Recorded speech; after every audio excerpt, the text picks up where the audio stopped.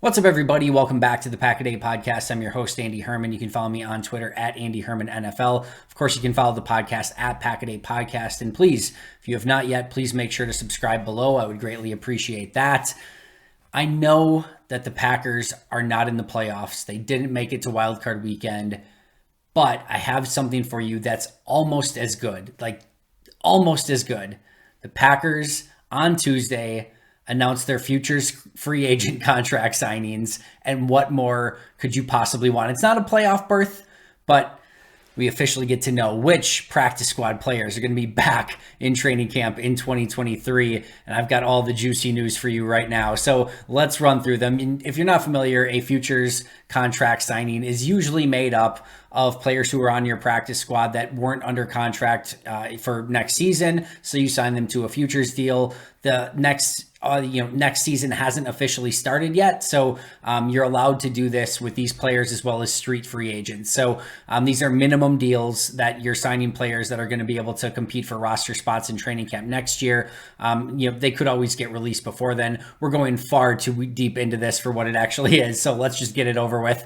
They had 9 players who are already on their practice squad that re-signed with the team. That included Austin Allen, Jeff Cotton, Danny Etling, Gene DeLance, Tyler Goodson, Nick Gugamis, Ladarius Hamilton, Chris Slayton, and Keandre Thomas. So those were the 9 players that were already on the practice squad that officially signed back with the team. In addition, there was one additional player who was on the practice squad earlier this season who signed a futures deal. That was corner Benji Franklin. And then they signed 3 completely new players to futures deal. That include Tyrell Ford, Parker White, and James Wiggins. So 3 brand new players, Ford, White, and Wiggins. 1 player who was on the practice squad earlier this year, Benji Franklin. And then the 9 that I mentioned earlier, Austin Allen, Jeff Cotton, Danny Etling, Gene DeLance, Tyler Goodson, Nick Gugamis, Ladarius Hamilton, Chris Slayton, and Keandre Thomas. So those are the 13 players that make up their futures free agent contract signings.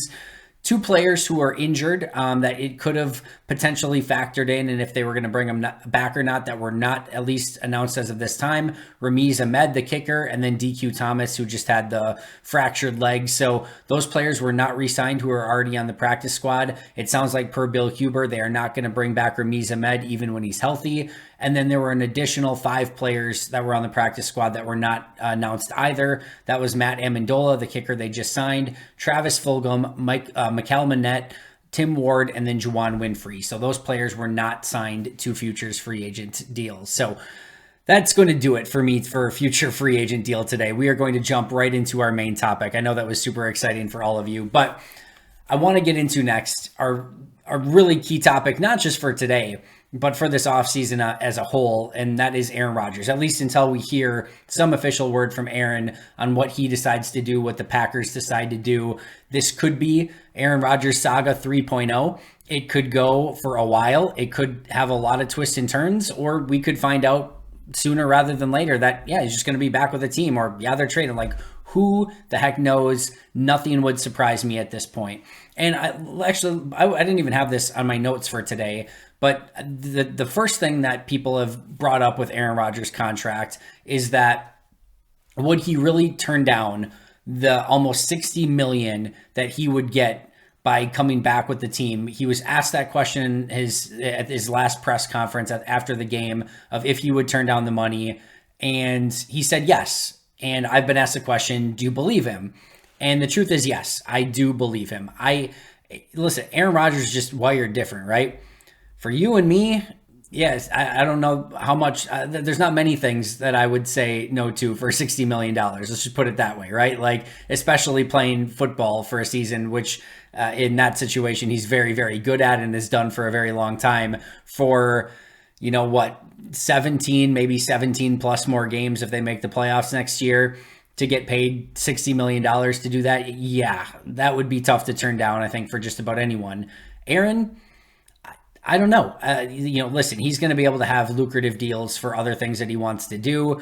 He could probably play golf semi-professionally if he wanted to. He certainly could do TV gigs, media gigs. He could do advertisements. He could do a lot of things that could probably make up a good chunk of that money. And even if he couldn't, I'm sure he has banked a lot of money that, the extra money is still nice. Everyone needs more, wants more, etc.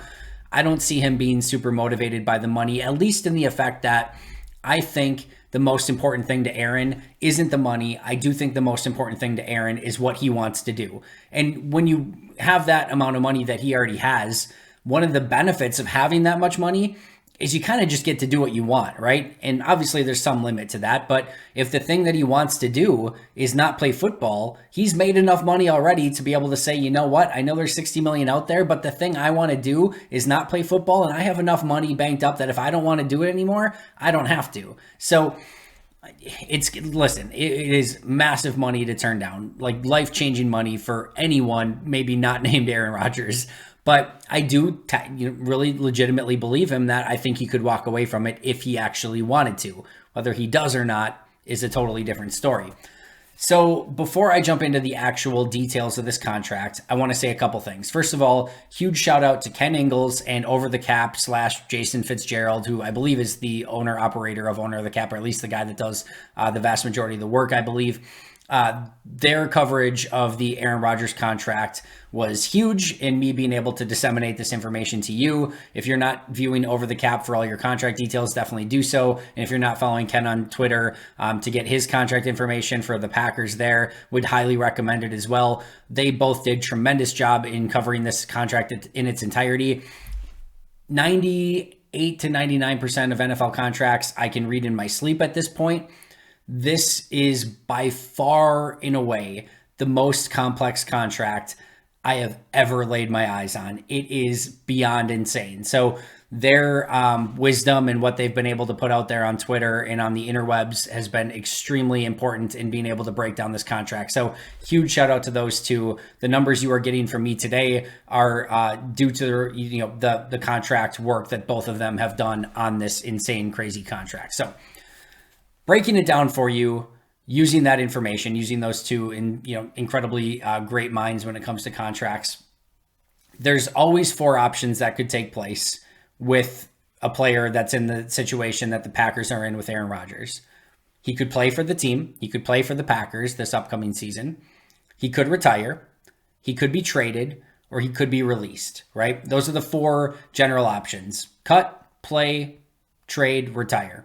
That's it. Those are the 4 options. So what I want to do today to kind of make things easy is go through each of those 4 options and tell you what would happen if each of those options happen in the easiest, most layman's terms possible, so it doesn't get too far into the minutia. And I will warn you ahead of time, there is no way to not get in the minutia a little bit, but I'll try my best to keep it simple, and I'll try my best to explain everything as we sort of get into the details of this contract. So first of all, the easiest one, by far in a way, the easiest aspect of this is if he were to be released. Because the truth of the matter is he cannot be released. That is not an option. Throw it out the window. It can't happen. The reason is because if they were to release him, it would cause over $99 million in dead salary cap. It would go $99 million towards the cap, both in this year and in next year. Now, theoretically, they could do it for this year. It would be about a $31 million cap hit this year, which is basically what he's set to make anyway. So on the surface, you could say, well, if they released him, they're basically breaking even this year anyway. Absolutely, that part is true. The issue is that you now have $68.2 million in dead cap in 2024 that you can't do anything with. There's no magic eraser. There's no salary cap genie. There's nothing. It is just 68.2 dead dollars on your salary cap for next year, and they quite simply cannot operate that with that cap hit on their books for next year. So that cannot happen. So that's not feasible. There's no way to make it work. And the other key point here is, why would you release him? The things that would lead up to a release, right, would be that you don't want him on your team and he still wants to play. If that's the case, if the Packers don't want him and he still wants to play, then just trade him. A lot of teams are probably going to be willing to trade assets for Aaron Rodgers. Probably not the Denver Broncos haul that they were potentially able to get a season ago, but there will be legitimate assets if Aaron Rodgers were to be traded that would come in. So there, A, is no reason why you would cut Aaron Rodgers, and B, it's not literally possible to do it. So that is the easiest one that we can just get rid of. So releasing Aaron Rodgers is not an option. So the 4 options that would be there for most players is now down to 3 options, which means he plays for the Packers, he retires, or the Packers trade him. Simple as that. So 3 options. So let's go to the next, probably most easy one to go over. And that's just that he plays for the Packers, which I believe is still the most likely scenario. The first reason is we just talked about the millions of dollars, the $60 million basically that he gets guaranteed to play this year. That is hard to pass up if you're anyone. Like I said, I think he could walk away from it if he wanted, but why? Like, just come back and play. This is a game that you love anyway. You have 60 million reasons to come back. That's probably what you want to do. And for the Packers, rather than going through all of this salary cap gymnastics this year, of the trade options, the retire options, everything, you just bring them back, you play them, and you kind of see what happens from there. I think that's probably the most likely option. Not 100% by any means, but if I were a betting man today, I would probably put my money a little bit more in that area of that he just comes back and plays. So what would that mean? The kind of crazy thing is, of all the crazy contract information and what could come out of this, is if he plays next year for Green Bay, he has a $31.6 million cap hit in 2023, which would place him somewhere probably towards the bottom of the top 10. It's tough to tell because some of the players in the top 10, like a Matt Ryan, are not going to be on the team, going to get released. That's going to change his. Lamar Jackson's going to get massively paid. There could be other contracts that, get paid and change the calculus for who's the highest paid quarterback in next year. But he's probably going to be, with that number, 31.6, somewhere towards the bottom of the top 10 in quarterback contracts. Not the highest paid player, not the highest paid anything, like just a nice, solid, really good quarterback number, 31.6 million. It's doable. It's workable. So they can easily make that work and bring him back next year. It's not that complex. You bring him back, he plays this year. It's 31.6 million for the salary cap on this year's team. That's it. There's no gotchas this year. There is one big gotcha though. The next season, if he were to play this year at 31.6 million, he plays out the season, whether he wins a Super Bowl or they go 0-17 or anything in between, whether he's the MVP of the league or he gets hurt and doesn't play a down, doesn't matter. He plays for 31.6 million this year. When you pick up that option and pay him this year, the 31.6 million, you now have 68.2 million actually in dead cap that will basically split between 2024 and 2025. So what it kind of is, if you really want to look at it, is a 1-year, $100 million contract, $99 million contract is basically what it is. He would cost 31 million against the cap this year. And then he would cost 68 million in dead cap for the next 2 years, split between the two, in which he wouldn't be playing. So he would play 1 more year, and over the next 3 years, 23, 24, and 25, you'd be paying him basically $100 million. Now, some of that, and this is where it gets a little bit tricky, is from previous seasons where they've had him play and they've borrowed money from the future. So it's not actually a 1-year, $100 million deal for just this year. It's just the way that the salary cap is worked out, that they're actually paying for some of the years that he's already played, and then this year that he's playing, and then 2 years in which he's not playing. So very, very complicated. But if he plays this year, he'll have a salary cap hit of $31.6 million this year, and then 68.2 split between the next 2 seasons. That's a lot of money. And that is going to hurt that's going to hurt their salary cap in the next 2 seasons. There's just no 2 ways about it. And that's when we talk about borrowing from the future and the bill coming due at some point. Aaron Rodgers' bill will come due at some point, and that's going to be an issue. Now, when he's gone, there's going to be an obvious rebuild time period that's going to take at least 2 years, if not more. So you don't care as much because you're not going to go all in those seasons anyway. You're not really trying to compete for a Super Bowl. You're just trying to get Jordan Love or whatever your next quarterback is, his feet underneath him, and start building a young roster around him, right? Like, that's your goal at that point. So it's not a huge deal, but the bill will come due at some point. So Just a quick recap. If he plays, $31.6 million this year, 68.2 dead cap hit between 2024 and 2025. If he were to retire next year, if he were to play next year, that opens up another entirely can of worms. But assuming he either plays this year and then retires, that's what it would be. The other question that comes up here is, well, okay, it's $31.6 million if he plays this year, but Andy, there's a lot of different salary cap gymnastics tricks that you can do. You can use some void years. You can do all. No, that is the minimum that you can pay him this upcoming year, because as I mentioned, those are roster bonuses and all of that restructures that have been used in previous seasons and will be used in basically that they borrowed from the future as well. It is not base salary. He is making the bare minimum in base salary. You cannot get it lower. You can't do any tricks or gymnastics with it. So if he plays, the lowest cap hit possible he could have this year is $31.6 million. So just to get that out of the way. But at the end of the day, like I said, if you're just laser focused in on 2023 and you're thinking, all right, can they do this again? Can they bring Aaron Rodgers back, have him play this coming year, and start bringing some of these players back? The answer is yes. It's not going to be easy. They are going to have to borrow more from the future. Aaron Rodgers' future cap hits are going to be really prohibitive to salary caps in the future, but they can get him for $31.6 million this year, and that's not a terrible deal for Aaron Rodgers. So that is option number 2, and it is totally doable. And like I said, probably the most likely option of the 4. All right, next up is retirement. So what happens if Aaron Rodgers just decides, you know what, it's not about the money. I'm just ready to call it quits. I don't want to play for another team. I want my legacy to end with the Packers. I'm just ready to retire. So that's the next thing. So first of all, he forfeits $59.5 million in guaranteed salary. That's a tough pill to swallow for most people.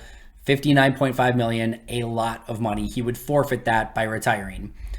At this point, if he decides to retire, the Packers would likely use some salary cap gymnastics and a couple salary cap tricks to sort of spread the fee out a little bit, or the salary cap hit out a little bit, likely by having him sign sort of a restructured contract and having him retire after June 1st. When he retires for Aaron doesn't really matter. It doesn't matter if he retires today or June 1st. He can still have his press conference to retire. He can still do all of that, but the day he would fill out the paperwork would be after June 1st, which would give the Packers a little bit more salary cap space. If they were to do that, they would pay $16 million in salary cap hit this year, and then about $16 million, a little bit less than that, but basically $16 million in salary cap hit this year, and $24.5 million in salary cap hit next year. So again, about $40 million total, and they would be split between this year and next year. They would actually have a salary cap savings, if you want to look at it that way, this year, because instead of paying him $31 million, they'd only pay him $16 million this year, but then also have a cap hit next year of $24.5 million when he's not on the team. So that would be the cap hit if they retired. They'd probably then make a decision on Jordan Love and picking up his option or not. They'd probably roll with Jordan Love and maybe pick up a quarterback in the draft or a younger quarterback in free agency, make some decisions there. But I think they ultimately would probably use that June 1st date to, separate it out. They could, if they wanted to just take their medicine now, they could take the full $40 million in cap hit this year and not have anything in the future. That could be an option as well. So quick recap so far: cutting's not an option, playing certainly an option, retirement could be an option if Aaron wants to go in that direction as well. That leaves us with one more, a potential trade. So let's start by saying Aaron does not have a no trade clause. However, in effect, he does have a no trade clause. What does that mean? There's not a no trade clause in his contract, meaning Green Bay can trade him to any team that they want and he cannot stop it. That said, he's at the point in his career where he can just say, "Oh, you're going to trade me to the Browns? I'm going to retire instead." And then the Browns have no interest in trading for him. "Oh, you're going to trade me to whatever, the Houston Texans? Nope, I'm good. I'm just going to retire instead. You trade me to the Texans, I'm going to retire, and you don't get anything in return." So while he doesn't have a no trade clause, he has a lot of power because he can just play the "I'm going to retire" card. And you might say, well, call his bluff. Trade him to the Texans, and if he decides to retire, he decides to retire. And if not, you get, again, The issue isn't Green Bay's side of things there. The issue is the Texans side or the Browns side or whoever's trading for him. They're not going to want to give assets up and just kind of be in limbo if he ends up, not playing for them. And they would still be on hook for his salary in that situation. They could structure a trade that it's a conditional trade if he actually plays or not, but it's just not worth it for the team trading for him if Rodgers is saying, I'm not going to play for you guys. So he doesn't have a no trade clause, but in effect, he can kind of choose his destination if he wants to go in that direction. So prior to June 1st, this is basically the same exact salary cap math as the retirement. Prior to June 1st, if he were to be traded, it would be a $40.3 million salary cap hit in 2023. If he was traded post June 1st, he would have a $16 million salary cap hit in 2023 with a $24.5 million salary cap hit in 2024. So a couple things come into play here. The first is, all right, would a team really want to wait until June 1st to trade for Aaron Rodgers? The answer could be no. The answer could be that they want to get him in the building and introduce him and make that trade and base the rest of their offseason around that, right? I think you could make that argument. That being said, if Aaron's not going to show up to training camp anyway, I don't know, maybe he gets traded to San Francisco. I'm just making up a destination here. And he's like, yeah, this is a team that has the ability to win a Super Bowl. Like, I want to show up to mini camps and OTAs. This is a new team. I need to get invested in the team. Maybe he would show up, right? But if he's saying like, hey, you can trade me, I'm still not going to show up until training camp, waiting until June 1st for the other team might not be the worst thing in the world.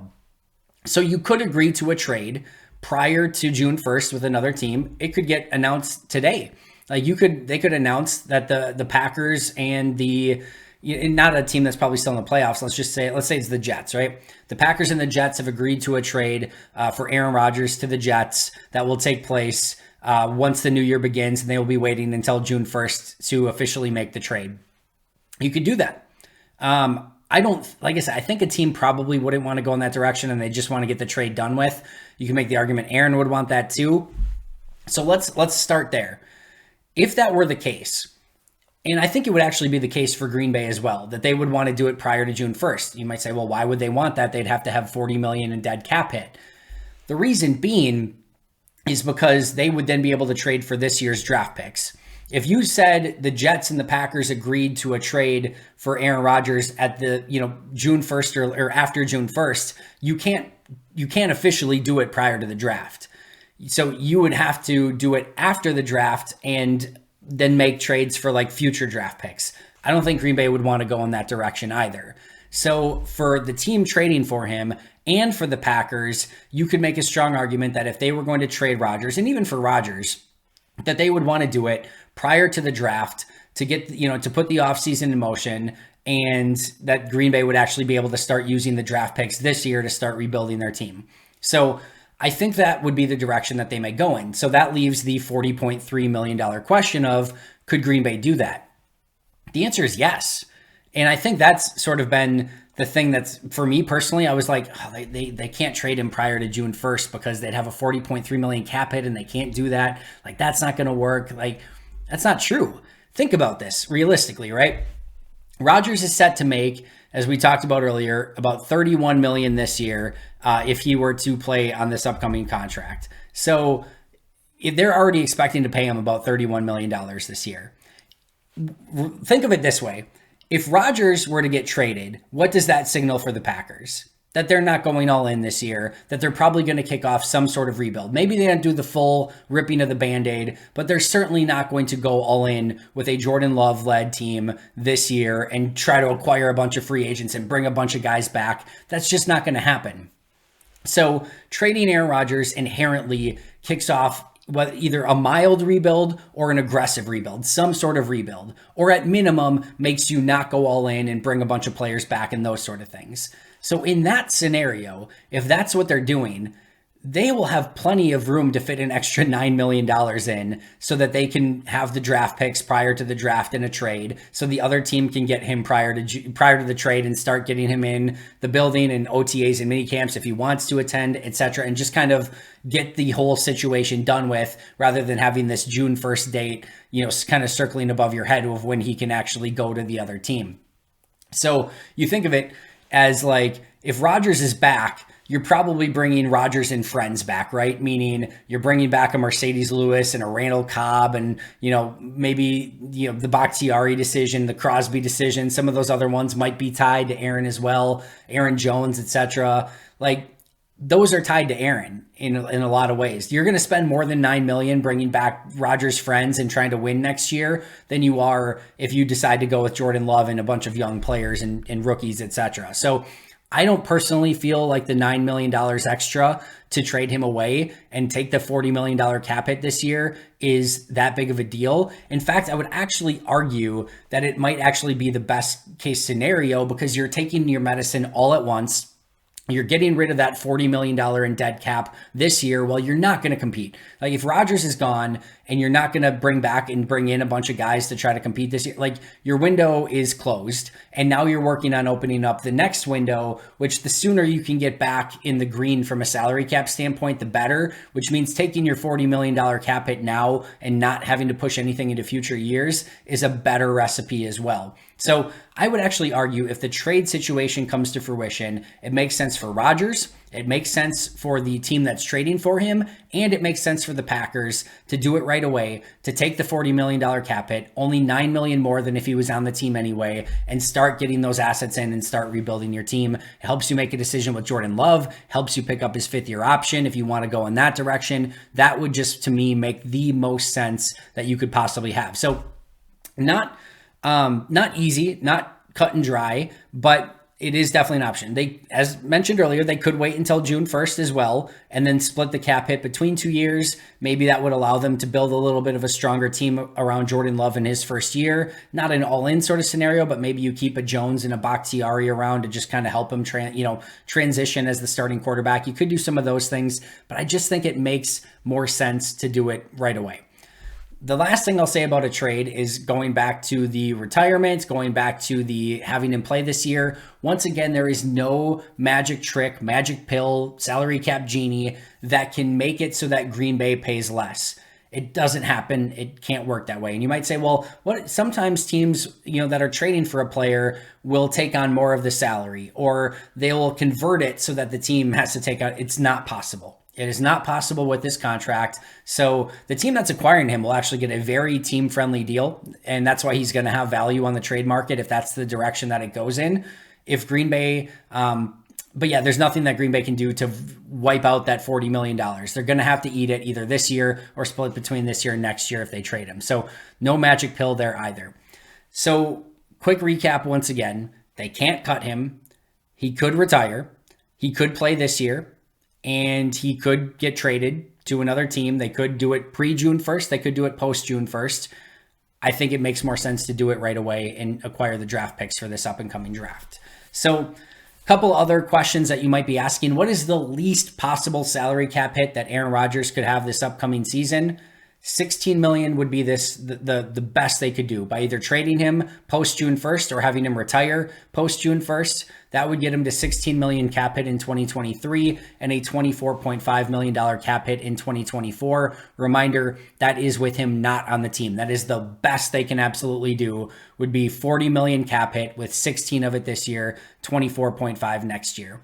The best they could do with him on the team is that 33 million, 31 million, forget what it was, sorry. But that they had if they kept him on the roster. So that is the very, very best they can do with him on the roster.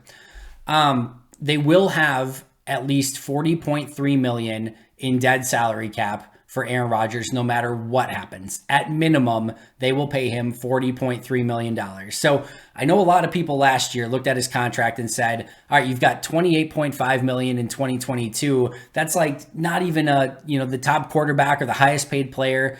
Yeah, it wasn't, but you had $28.5 million in 2022, and if he retires, you still pay him $40.3 million for the 2 years that he's not playing. So that's why, salary cap is not just looking at what he's making this year. It's what you're paying him in cash total over the course of his contract, but also in the years that he's not any longer with the team. That goes for him or any other player as well. It's not always wise to just look at what they're making in a given year or what the salary cap hit is. You have to look at the totality of the contract. And that's why, even though Aaron Rodgers is playing on some years that aren't extremely, cost prohibitive, the Packers are going to pay for it at some point down the road. last but not least, who ultimately decides? How will this kind of play out? So Rodgers has a lot of power here. He could retire, in which case, that's it. He's gone. He's done. He's retired. Like, he has that power to say that. And he would have Green Bay, there's no reason he would say no to waiting until June 1st to fill out the paperwork. So that would be something he would work out with the team. There's no downside to Rodgers there whatsoever. So, but he would have the ability to retire and just not play football anymore. He could demand a trade.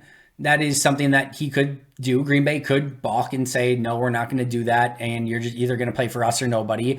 I don't really see them going in that direction. I think if Rodgers demanded a trade, I think they'd say, all right, we'll work something out. And he could just say he wants to stay. And I think if he did that, I think Green Bay would probably just say, yeah, all right, we'll bring you back for another year. And then we'll deal with the salary cap mess next year. I think that's possible as well. So I think Rodgers has certainly some power here. The Packers, they could decide, hey, we want to go in another direction and we don't want you as the quarterback. We want to trade you.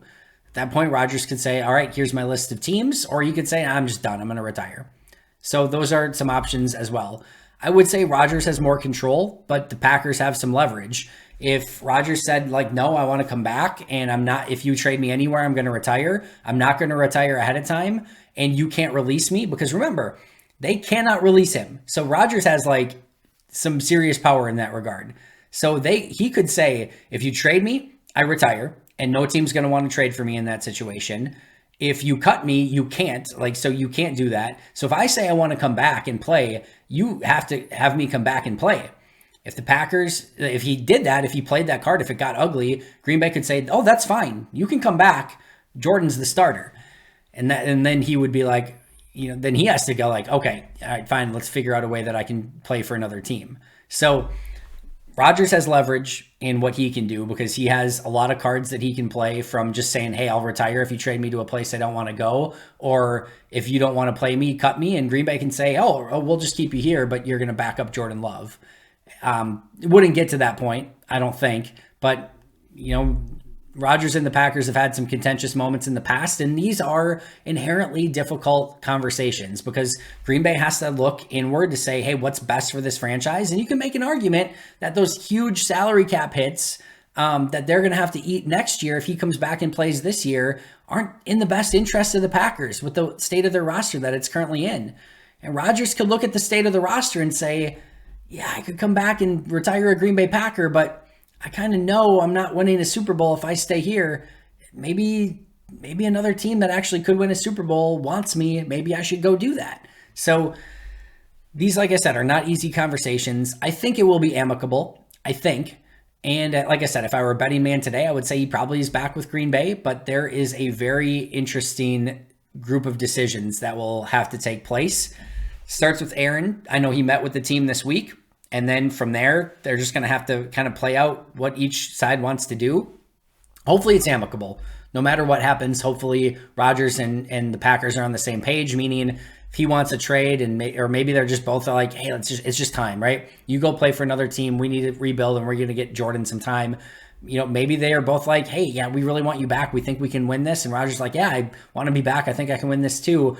Or maybe Green Bay's like, we'll bring you back if you want, but we're also ready to move on. And maybe Aaron's just like, yeah, you know what? I could be back too, but I kind of just want to retire. And they're like, all right, let's just have you retire. And he retires. I hope it's amicable no matter what, because nobody wants to see an ugly divorce. I think we can all agree upon that. I know it's a lot of information. I know it's a lot of contract talk, but it's a very complex situation. It's a very complex contract. And we're talking about one of the all-time greats in the Green Bay Packers history and what happens with his legacy as he ends either as a Packer or with another team. So very, very interesting. Stay tuned here to, break everything down and follow everything as it happens. I'll be right back here tomorrow with an all-new episode. Who knows? Maybe tomorrow we'll have Aaron Rodgers news. Nothing would surprise me with what would happen this offseason with Aaron Rodgers. I'll say that right now. That does it for me. But until next time, and as always, go Pack Go.